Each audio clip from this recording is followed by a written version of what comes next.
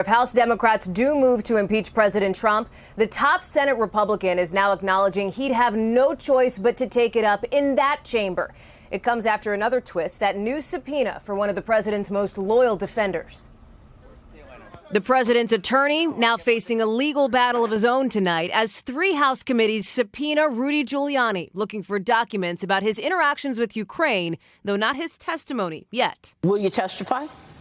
I can't answer that question right now. It's the latest move by Democrats ramping up their impeachment push as President Trump ramps up his own attack on the whistleblower.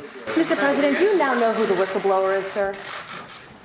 Well, we're trying to find out about a whistleblower. When you have a whistleblower that reports things that were incorrect, as you know, and you probably now have figured it out, the statement I made to the president of Ukraine, a good man, a nice man, was perfect. It was perfect. When the whistleblower reported it, he made it sound terrible. Whistleblowers are protected under the law. Across the board, people have said whistleblowers need to be able to speak truth to power. My feeling is the president's gone completely against the notion of that statute and that critically important program. NBC News is also learning more about that controversial call in which the president encouraged the Ukrainian leader to search for damaging information about the Bidens, a call his former national security advisor apparently urged him not to make. These are questions that need to focus our attention. John Bolton not addressing that today, but multiple current and former administration officials say Bolton was concerned the president wasn't coordinating with advisors on what to say